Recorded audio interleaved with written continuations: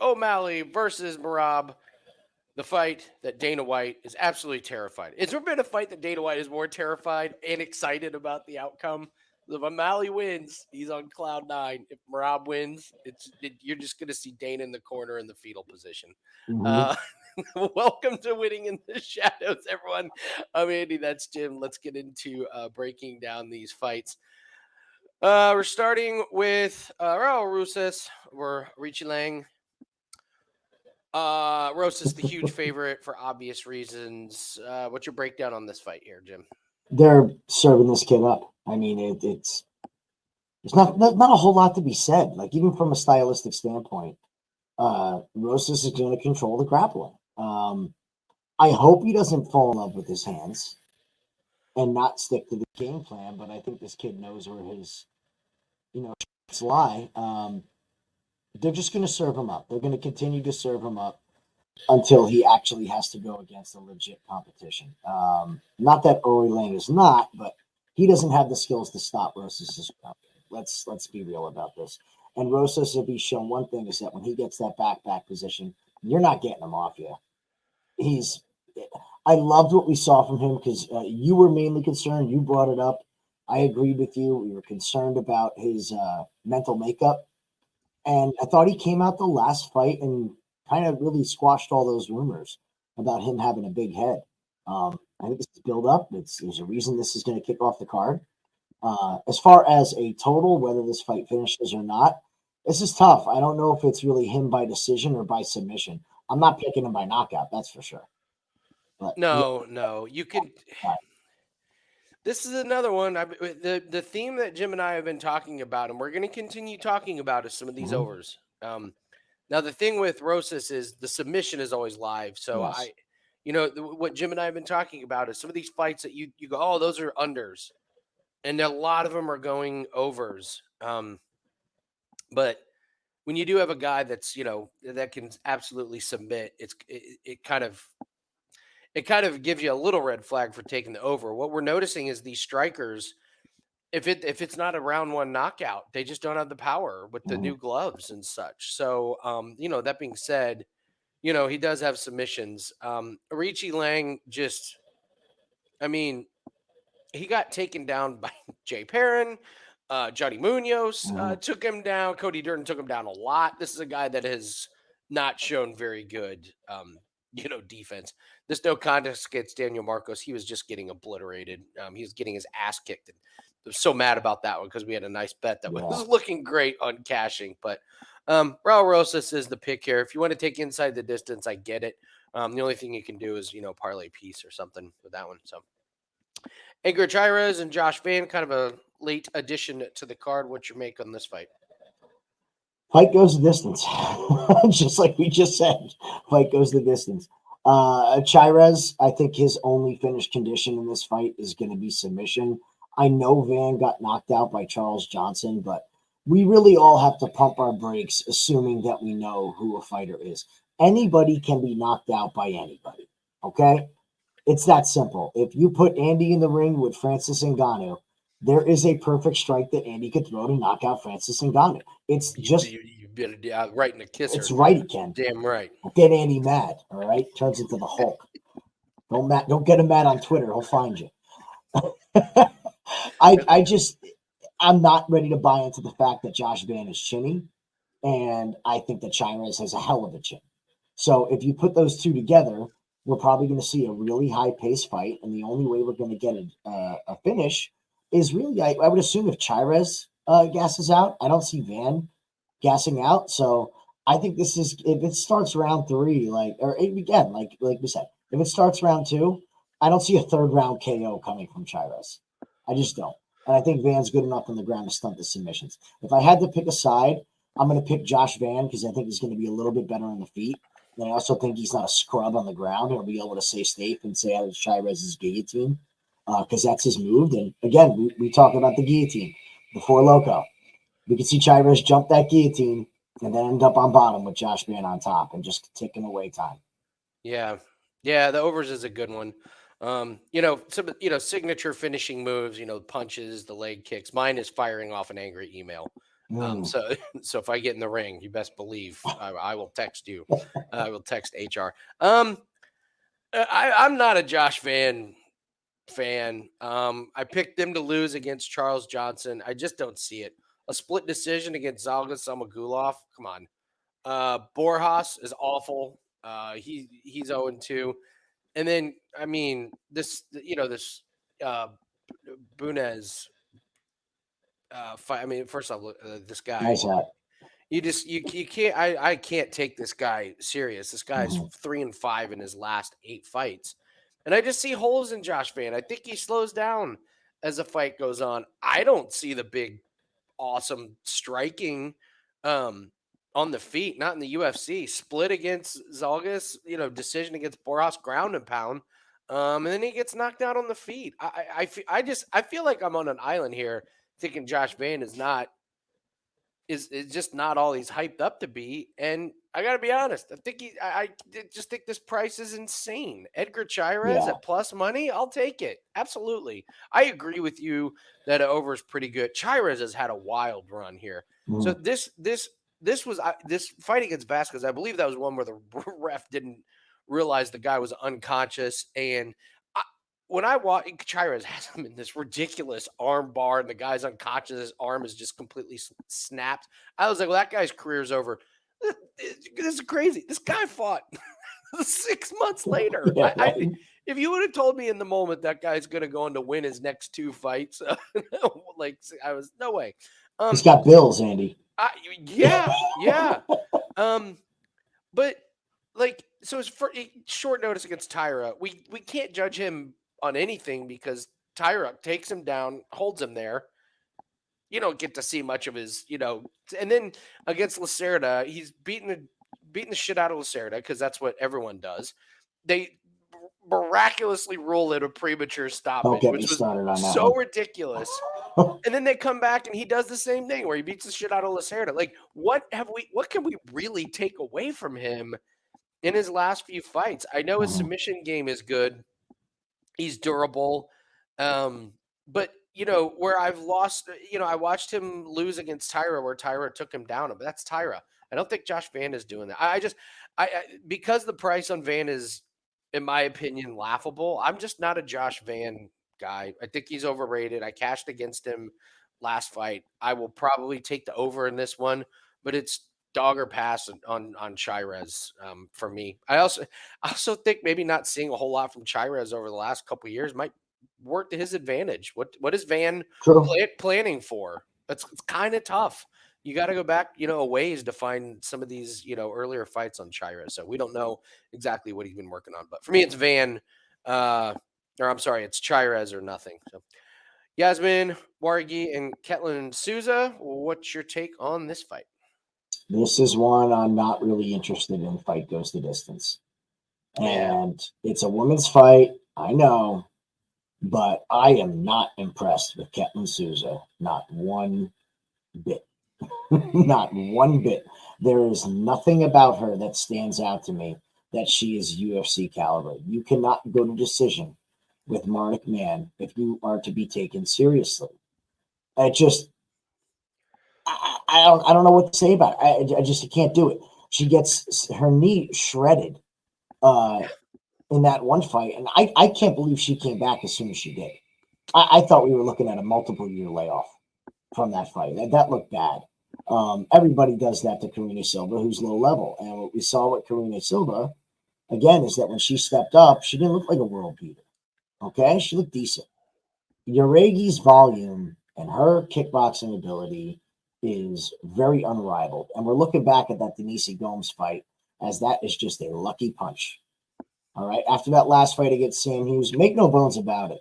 She had Sam Hughes, who is a gritty, tough fighter, in round 3 looking like she didn't want to punch anymore. She didn't want to take any more shots. And that tells you the volume and the power that this girl hits with. To make Sam Hughes back up, there's one thing Sam Hughes is a march forward wrestler who's going to stay in your face. So I think this is Jauregui all day long. I would not be surprised to see a finish in round 2 or round 3 when Souza slows down. Souza's 4 losses are all by finish. So when she loses, she looks for a way out. We had this read on Victoria Leonardo a couple weeks back, where when she loses, she finds a way out. She finds a way out of the cage. So I would not be shocked. I'm going to be interested in looking at the round 2, round 3 for Jauregui. I think that could be real interesting. Maybe the books are not going to catch on to the finishing upside you're going to get with Souza. I don't have anything more to add to that. I couldn't find one thing that I thought Souza does better than Jauregui. So yeah, it's Jauregui, and yeah, I don't want to mess with overs in this one because I think Jauregui really, really puts it on her. I mean, I think Sam Hughes handles Souza pretty handily, and Jauregui just really, really overwhelmed Sam Hughes, which you just don't see a whole lot. So I'm with you on that one. Manuel Torres and Ignacio Bahamondes. Violence, violence, violence, violence. I will not be taking overs in this one. Not an Emmanuel Torres fight. This is one I don't want to pick a winner. I just want to take it to not go the distance, and I just want to sit back and relax and watch it. I'm not picking a winner here. I just think anything can happen in this fight, and if you're picking a winner, it's a real true coin flip. The odds say it. The tape study says it. So fight not to go the distance in a parlay and sit back and enjoy the fireworks. What do you think? It'll be interesting to see what they line both guys at by finish. Because you get plus money both ways. Now you're just begging for a finish. Here's the thing. Bahamondes gets hit. As good as he is, and we do like Bahamondes, he gets hit. And if there is one fighter that you do not want to get hit by, it's Manuel Torres. Okay. I don't think Manuel Torres has the better skill set. Not by any means. I think Bahamondes is much better. But if you're going to be willing to get hit against this guy, I was the first person online trying to look to fade this guy. I'm off it. He just has this outer-worldly power. And we said this with the new gloves. For me to bet finishes, I need to see that you have violent one-hitter, quitter, knockout power in today's stake in the UFC. And this kid has it. So, yes, we're taking this fight not to go the distance. It'll be interesting to see what the numbers come out as. Yeah.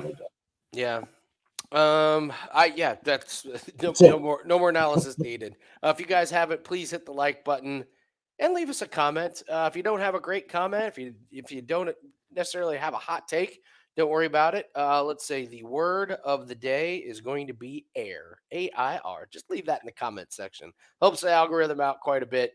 I'm loving the word of the day on these videos. And you guys are doing a great job on them too. It's great. Tender was the one on Contender Series. You just log in, you see tender. I love it. And it really does truly help us out. And we really, really do appreciate that. It builds the algorithm where, our video pops up so we can get some more views.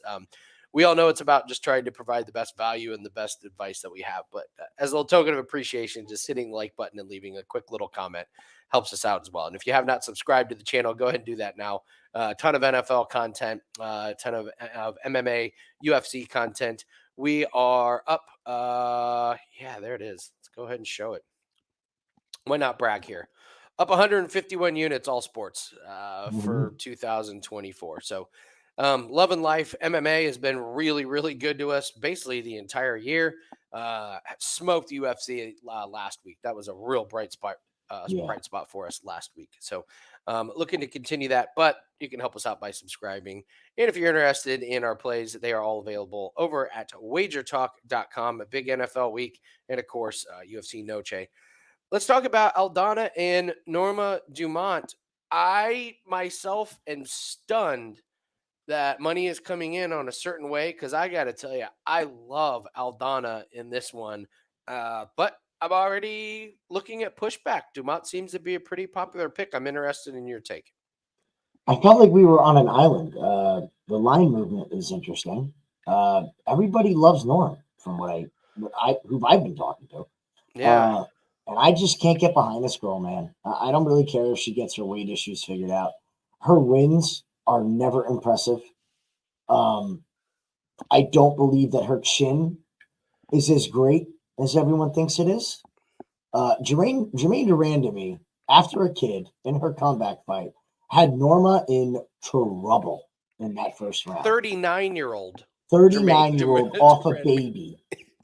had her in trouble.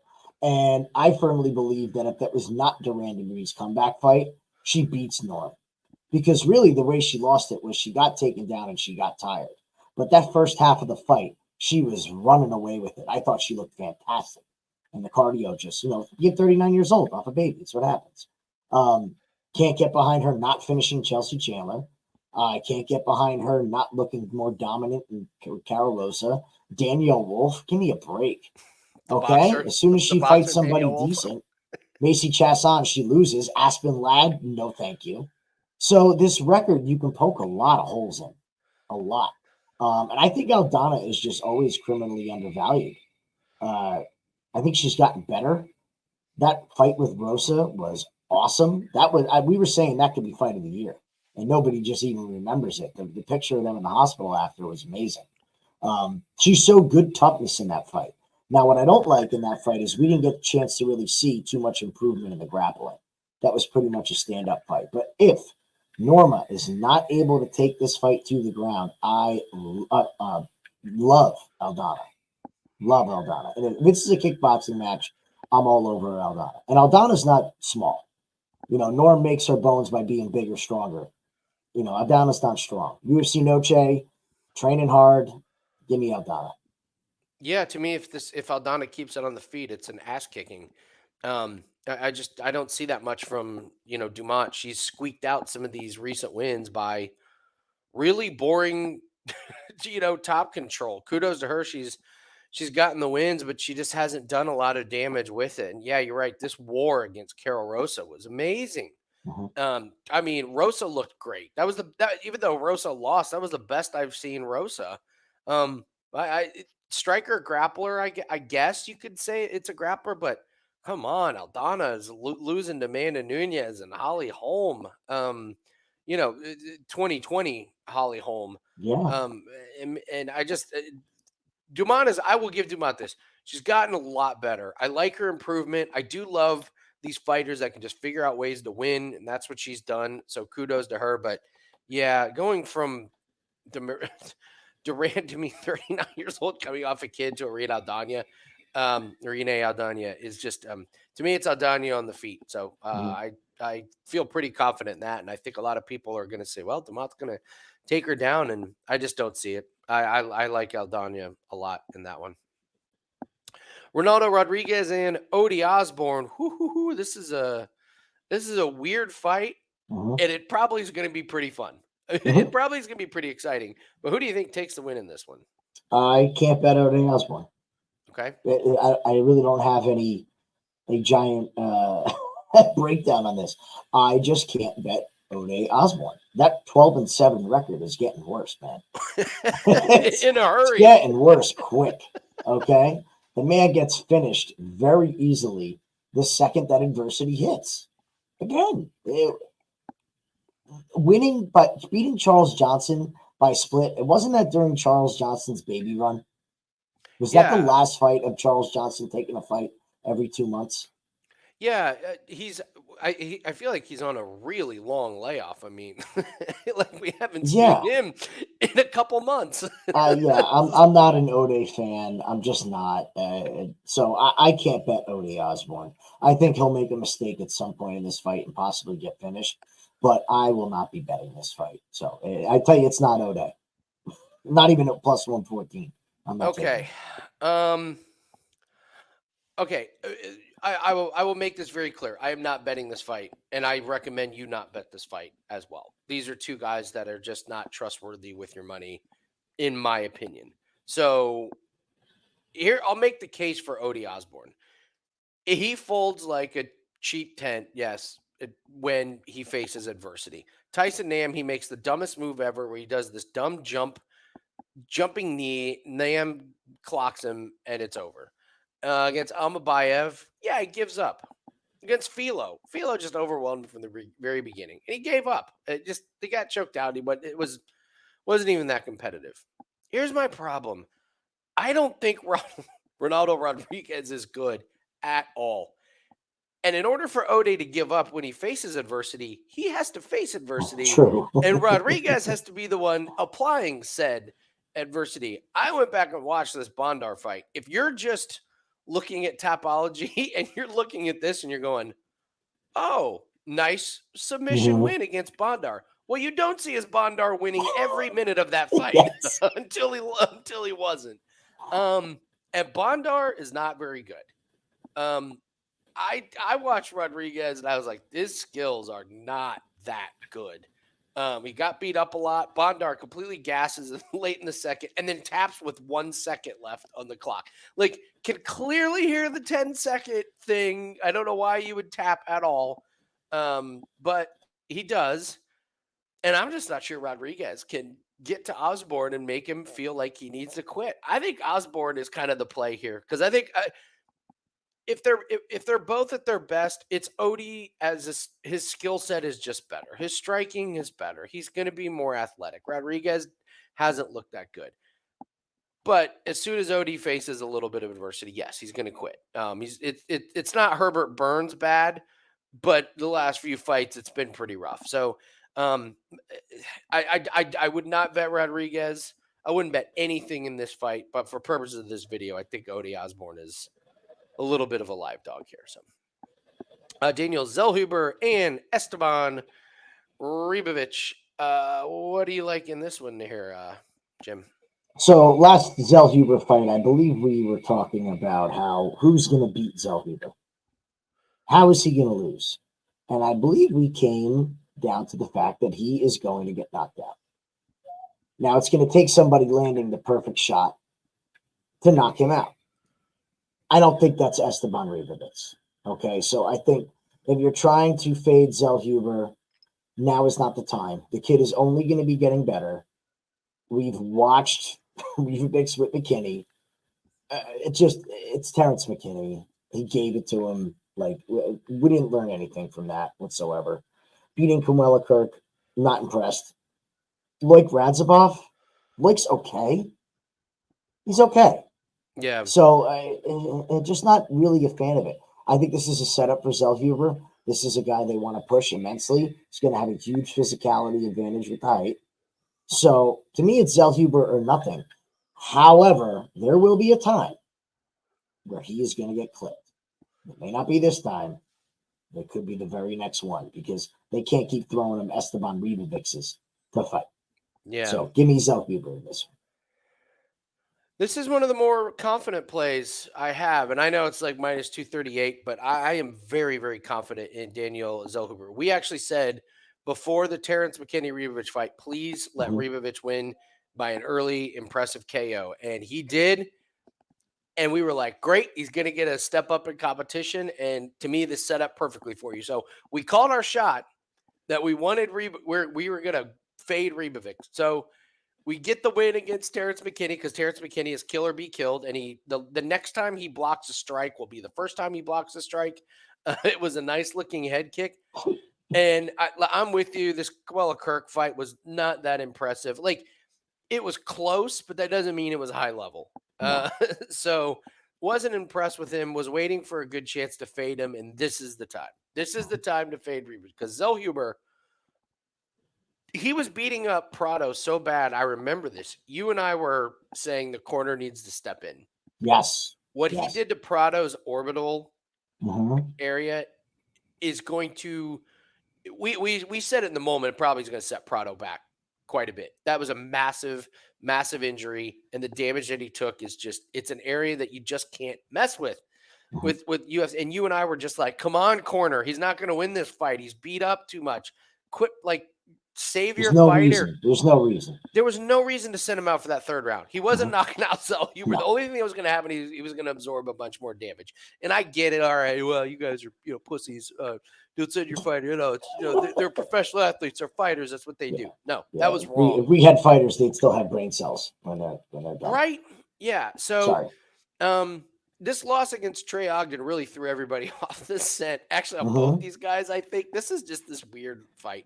So Zellhuber has looked better. He gets the nice knockout, or not knockout, anaconda choke against Giagos. And yeah, this guy's only 25. He's in this range, kind of like the Michael Morales, where They're getting better every single fight. They're getting stronger every single fight. I think Zellhuber wins this on the feet. His length is going to cause Ribovics a lot of problems. I don't see Ribovics getting inside. I don't see any type of grappling advantage that Ribovics going to have. I think Zellhuber runs away with this one. Not sure he beats him up as bad as he did Prado, but I could see a very, very impressive, nice performance. I will say this one would be a nice over, maybe over 1.5, maybe starts around 2. Because I think the length of Zellhuber is there's going to be kicks and jabs at distance. And I don't see where Ribovics finishes Zellhuber. I'm with you that Zellhuber, if he loses, it's going to be by KO. Ribovics, not that guy. Not that guy. So this is a really, really confident pick, kind of, in my opinion, Zellhuber. So Brian Ortega and Diego Lopes. Really interesting fight here. So here's my worry, and you have to tell me if I should be worried about it or I should not be worried about it. So Diego Lopes, in my opinion, looked terrible against Dan Ige. And Dan Ige, when I say was sitting on his couch the morning of the fight, he was literally sitting on his couch the morning of the fight. He happened to live down where the fights were taking place. Ortega pulls out. They call in Ige, and Ige, I just thought Lopes looked bad. There was no aggression. There was no urgency. Ige actually had some moments in there. And so what I'm worried about here, Jim, is I'm going, okay, he looked amazing. It's Gavin Tucker, Pat Sabatini. So did Yusuf. So do I just chuck that up to a weird situation? And do I not even worry about that fight? Or do I go, man, he really stepped up in competition and he didn't look that good against a guy who was coming off the couch? To me, that's the story of this fight, because I think Ortega is what he is. A little bit of an aging veteran. He's had some injuries. His last win was because his opponent got hurt, and but he was losing up to that point. So to me, this fight is all about Diego Lopes. I think it's going to be one of the most public plays on the card, that everyone's going to be on Lopes. My gigantic red flag is when he fought Danny Ige, who was on his couch. He looked awful, in my humble opinion. Should I worry about that fight, or should I chalk it up to just a weird situation? If John Jones was sitting in this couch in Vegas, doing God knows what John Jones does. Okay. And they called him and said, "Hey, John, you want to fight? I don't know, give me a middle of the road heavyweight. Who's Tabora. John Jones wouldn't look great. Oh, okay. I get what you're saying. It doesn't matter who it is. That type of notice is insane. All the work that you've done, the strategy is totally different. There's two completely different fighters. Okay, let's not forget, you're not even talking about the fact that Brian Ortega was an absolute shit show the week of that fight. That's the whole reason that Ige was in there. So what are we supposed to forget? The fact that Brian Ortega came in how overweight and unprepared and all, let's depressed. Not forget depressed, wanted to move to a different division, openly said that this division was no longer for him. He's never going to be champion again. Just in the wake of the Tracy Cortez breakup, now he's got a new wife, and it's just really this roller coaster. I don't think anybody would have looked great in that position. What I will say is this: he got the win. In that situation, what is the one thing you can't do? Lose. Well, that's true. He got the win. That is a lose-lose situation for Diego Lopes, and mad props for him for taking that fight. Because there's a lot of other fighters out there that would say, no way, not happen. So I throw that fight completely out the window like it didn't happen. To me, it's an exhibition fight. It was something that was added last minute to keep some time on the card and showcase Diego. They both got paid extremely handsomely from that we know. So I forget about it. The original read on this fight was Diego Lopes is going to beat 7 shades of shit out of Brian Ortega. Okay? Yep. So I'm not going to go off that read. It's okay to me if it's a public play now, because it wasn't a public play when we wanted to bet. It just so happens that it got canceled. So that's my take for this. Obviously, you guys can see who I'm picking. I'm not betting on Brian Ortega. Okay, the guy is made of glass. He gets hurt in every single fight, even during his own warm-ups. He can get hurt. The guy is a mess. He is a mess. You have Lopes, who's been training side by side with Alexa Grasso this entire camp. That gym is all on his card. Yeah. These guys are all working together. What is Brian Ortega doing? Working out in his garage with his new fiance? Where's the workout footage? I'm not seeing it. Not seeing This it. is great. It's the same soft body, the same. I said it the last time. Ortega, he looks like he's a marathon bicyclist, not an MMA fighter. And he's going against a kid who's looking to make a name now. You're not going to see that same timid Diego that you saw in the Ige fight. That's my rant. I'm picking Diego. We did say in the moment, like, what was so funny was on that fight. Do you remember when that fight happened? Everyone was like, under. We were doing a live show, and everyone was like, under. And you and I were like, why? Like, aren't these guys getting paid big? Nobody is going to lose in this situation. And that fight did look like a gentleman's agreement. Like, let's just not get hurt and do damage to each other because we just got paid. Yeah, both of them made good. All right, I will throw the Dan Ige fight out the window. He did win. It just, the look was bad. So if we're fighting it down stylistically, it's Lopes on the feet. Ortega's his over his career, his striking has gotten better. It's just not great. And he's able to get pieced up. Now, okay, losing to Volkanovski and Yair, is one thing. But this win against Yair, it's amazing. Like he loses to Yair when his shoulder gets hurt. Remember, Yair was winning this fight, and Yair does something to his core, his abdomen, and you just see Yair just die. It was one of the most obvious live swings. We made a killing. Yes. We had Yair. For the record, we had Yair in that one, and the second we saw Yair like grab his core, we fired away on Brian Ortega. So it wasn't. We saw what happened in that fight. So Diego Lopes is the pick. I know it's square, but Ortega talking about like there's nothing left for me in this division. I know I'm never going to get a championship title. That was just a lot of red flags on Brian Ortega. All right, Alexa Grasso and Valentina Shevchenko. Let's hope this fight is better than their season of the Ultimate Fighter. I'm trying to. What's the name of the fade the goat theory? We have. I mean, we've gone through the history of UFC and these fighters that are in the GOAT conversation. As soon as it's over, it is over. Like these fighters that hold the title for a long time, when they fall off, it's not a gradual decline. They fall off a cliff. It's like NFL running backs. All of a sudden it's just gone. We're seeing it happen with Adesanya. I'm sorry, we called this with Adesanya after he beat Alex Pereira. You go back even the old days, like with the Chuck Liddells and those guys where it was just like, when it's done, it's done. I think we're seeing it with Valentina Shevchenko here, Jim. There's no way I can bet on her. Like ground and pound against Lauren Murphy, split decision against Tyler Santos, who has not looked that great in PFL, by the way.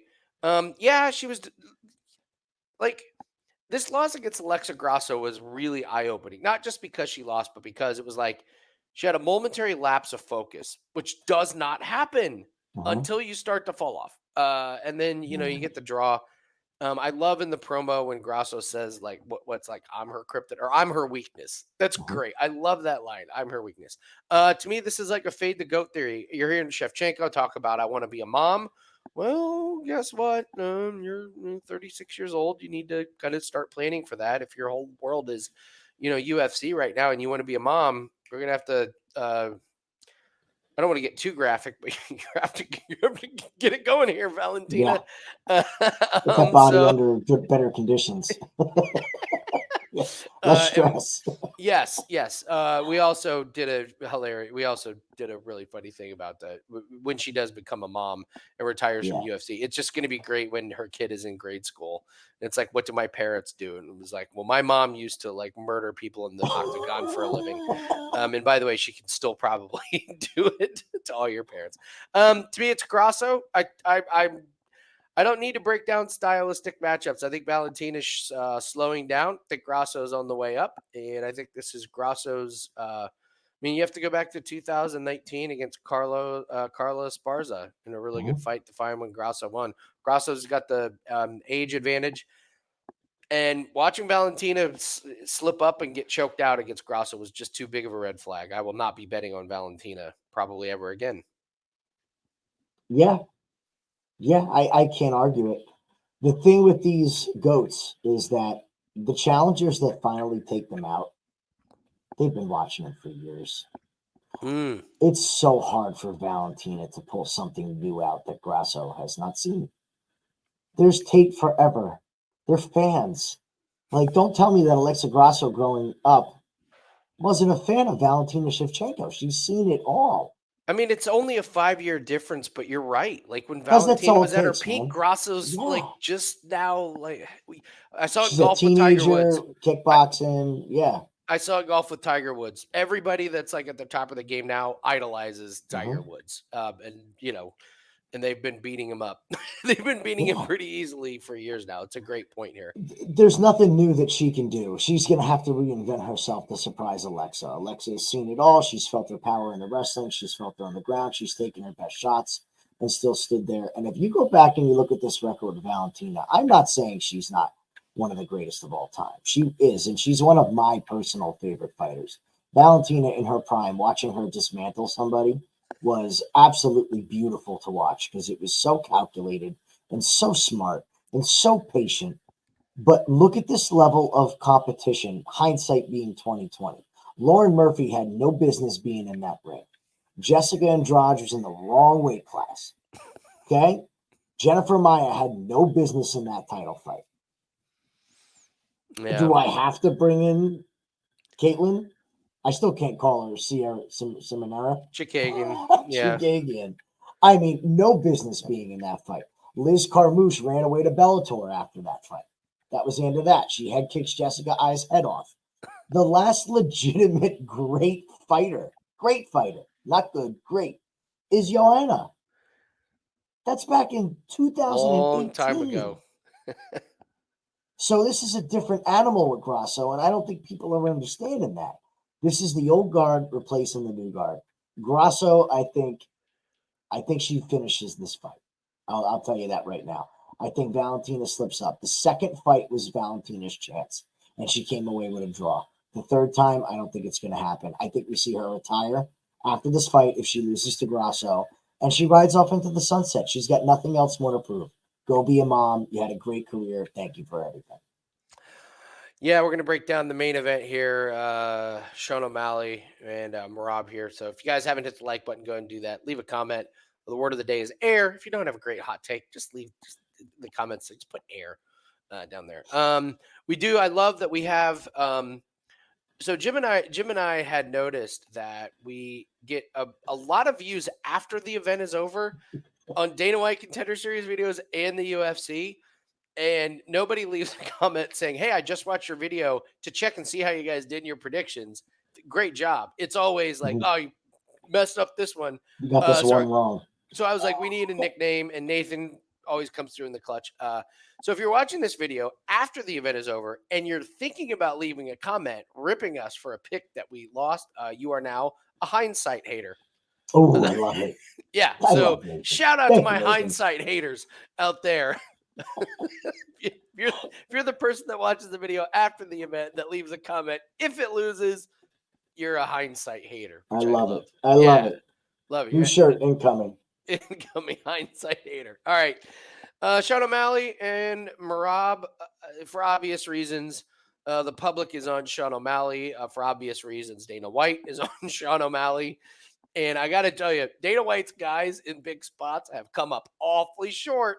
This has been a really good Torres Finney on Contender Series is the latest one.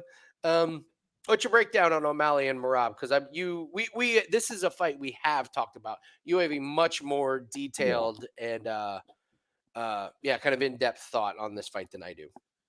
So the deck is stacked against Merab. Let's just take fighting out of it right now, okay? From a fan perspective, Everybody wants Sean to win. Judges are going to look at this fight, and Merab is going to get penalized with his style. In my opinion, Merab starts every round down a point, if you look at it that way. If Merab shoots 5 takedowns and he only gets 1 and he only controls for a minute, they're going to look upon that like a negative. And Sean, even if he lands 1 or 2 flashy spinning hook kicks, he doesn't have to land them. Just throw them. They're going to give Sean O'Malley the rounds. Merab has 2 options here. He needs to control his bout for about 22 minutes. So think about it. For 22 minutes, he needs to be wrestling from top control. With control, not shooting multiple takedowns, control. Or he's got to choke Sean unconscious. And I don't see him doing either. So that right there, take what they actually do together as far as fighters out of the picture. How does Merab win this fight? I understand it's the public. I've seen a lot of quote-unquote sharps on Merab. Here's the problem that I have with Merab. He's a wrestler, but he's a reckless wrestler. And you cannot be reckless against Sean O'Malley. Full disclosure, from Sean O'Malley's debut, I have been all over Sean O'Malley. Everybody said we were crazy against Aljo. You know, everybody said, oh, Cheeto's going to beat him the second time. He's going to do the leg kicks. Were the leg kicks even a factor in the second Cheeto fight? No, we pegged the last 2 fights like dead. We actually pegged the Jan. Adam and Peter Yan. Those last 3 were really we did nail the last 3 Sean O'Malley fights for sure. Yes. I just don't see how it happens. I don't see it. Merab being an idiot. He's a character now. He's not a fighter. He's a character. He's got his social media presence. He's posting pictures of his cut, which is one of the best Dana White interviews ever. So good. Talking about how stupid his fighters are. Our guys are idiots. They really are. It's great. Absolutely great. He's just saying what we're all That's thinking. Dana White in his element. That is Dana White at its best. It's there is no other commissioner that does it. Like, can you be like, can you imagine Roger Del be like, Jordan Addison is an idiot. What are you doing? Like, we would love it. We would eat it up. Guys like us would eat it up. But that's what we love about Dana. He's like him or not, he's honest. Him getting cut in training camp. It's just I can't. It's Sean O'Malley. I think it's Sean O'Malley by decision. There is a chance that Merab is just way too darn reckless and gets caught. But if Sean starts to tire, this is another fight that I think if it starts round 2, it's going to go the distance. So at that point, I think Sean's going to know that I can just work this guy and he's not going to get anywhere close to me. And Merab's probably going to take it. He's pretty tough. But if he gets hit clean with a knee like Cheeto did, Merab's going out. So to me, this is Sean O'Malley, public or not. Before the public money even came in, I liked O'Malley. So that's where I'm planting my flag. Sean O'Malley, one more time. Why get off the train now? It's been good. Yeah, and this is kind of similar to the Steve Garcia thing and the Kyle Barallo. Like we've had great reads on these fighters, so we just keep riding, our takes on the fight. My take on this fight is I like it to go the distance. I look at the number. What is it? Over 4.5 is like minus 140. So to go the distance, probably like minus 130. Great. I can eliminate Merab finishes. He has one finish, and that's against Marlon Moraes, arguably the chinniest fighter in our lifetime. Like that was made a lot of money on Marlon. Ton of money. But I mean, look at all of these. Like, I mean, he just doesn't win. He just doesn't win by any finish. So I can eliminate submission. I can eliminate a knockout by Merab. I can eliminate submission by Sean O'Malley because he's not going to submit Merab. Even if he ducks down and grabs a neck on one of Merab's. That's just not what O'Malley's going to do to Merab. So I'm really left with a knockout here. And he didn't knock out Jan and he didn't knock out Vera. I know what you said about that really good shot, but Sterling was the first one to say I jumped in way too aggressively trying to punch. And there was, I mean, in that slow-mo clip, you just see Sterling like leading on, and then, bang. I don't think that he's going to catch Merab. I thought that shot against Sterling, while it was a beautiful shot, And while we called it, we also thought that Sterling's time was up. if you remember that, Yes. like it was just like, all right, like split against Cejudo, you fight the corpse of Dillashaw, Mhm. split against Jan, illegal knee against. It was like it's your time to get knocked out. So I think Merab shoots, and his chain wrestling and his chain takedowns are just so aggressive. I only think O'Malley's going to have. How many times is he going to have a shot at knocking out Merab? Not many. Merab's going to close the distance so fast and so aggressively that I just think O'Malley has, 5 to 10 opportunities in the first couple rounds. And like you said, we've seen these fights. If there's no knockout in the first couple rounds with these new gloves, it's just really, really hard. The cut is whatever. I mean, when was the last time they stopped a big time fight in UFC because of a cut? That just doesn't happen. That's saved for fixed matches in the bare knuckle fighting championship. Like, did I just say that? For the doctors to come in cut and just bare knuckle fighting. We better stop it. Yep. I think this goes the distance. I don't think O'Malley lands the kill shot early. Merab's not finishing. I don't care who wins. I've seen too many circuses in these big events. I've just seen too many weird pay-per-view main events that go awry, that go strange, where the public gets murdered, that I'm just not willing to jump on the bandwagon. My head tells me that O'Malley should win because I do agree Merab could have 4.5 minutes of control time. O'Malley could land 2 strikes, and the judges are like, clearly O'Malley won that round because that's how the judges roll. So I don't want anything to do with who wins. I will just take the over in this fight. So if you had the line O'Malley by KO, where would you line it at? I would need 4 or 5 to 1. No, so it's plus 190. I don't think that's value at all. No way. That's not value in the slightest. No way. O'Malley by decision, plus 425. See, that's so you're much getting better. The value with. Like, I agree. Better. I don't think plus 190 on the knockout is good value. No way. I know it's plus money, but not for a guy that does not get tired with his chain wrestling takedowns. We've seen these fights going, these new gloves, this business mentality with these UFC fighters. If there's a guy who knows about his brand, it's Sean O'Malley and Merab, who's quickly building his brand. I want to know who puts the Michael Jackson jacket on at the end of this. Oh, that's funny. That'd be great. If O'Malley wore it to the ring, that'd be great. What do you think here? Do you have a parlay buster on this card here? Ooh, we were talking about this earlier. And these Noche fights are really tough because they put these guys in positions to win where you just don't really have one. You could do over under as well. Well, I do think the whole public bet is going to be O'Malley by knockout. So I could most certainly see the plus 190. Oh, that's a gift play in the main event being the one that burns everybody. O'Malley by knockout is that's a great parlay buster because people will see that plus money and just love it. That's a great parlay buster. Yeah, that's a real casual parlay leg at the end. Pick 3 fights right and you throw that one at the end. Sure, it's going to hit. Kills your parlay. Okay. Josh Van is my obvious parlay buster. Minus 218. People, Josh Van, he's awesome. He just got knocked out by Charles Johnson. I repeat, Charles Johnson just knocked this man out. Woulda, coulda, shoulda. Which one are we sitting there at the end of the night going, gosh dang it, why didn't we lay the mortgage on that thing? I'm not going to take yours because I already know what yours is. So I'm going to pick it. Oh, you know what mine is? I think I know. I'm pretty sure. For me, it's Daniel Zellhuber over Ribovics. Wow. Okay. I am so out on Ribovics, and we called our shot before the Terrence McKinney fight. We were like, if Ribovics knocks this man out early, we are betting against him big in the next fight. So guess what? He knocked out Terrence McKinney big.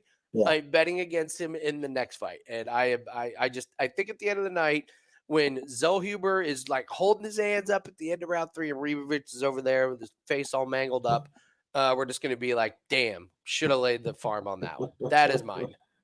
Okay. Well, I was wrong. I will take Diego Lopes. Oh, that's a good one. I think this number is low. I think we're forgetting how we wanted to bet this fight. Everybody, the whole world wanted to bet this fight. How many months ago was that? It What, wasn't 4 that long months? ago. It 3 was just a months? few Maybe? months. Like, When was that scheduled? Brian Ortega yeah, it was was June, at the end 3 of months June. ago. Yeah. Now we're getting under minus 200 on him. I just don't see how all of a sudden, Brian Ortega's life is all straightened out Yeah. in Okay. 3 months. So I think like it. the sub minus 200 price on Lopes is going to look like quite a discount. All right, guys. Well, thanks so much for joining us. Appreciate it. Good luck on all your plays. Hit the like button. Leave the word air in the comment section, or give us your hottest take for this one. So, all right, guys. Have a good one. We'll see you later. Take care.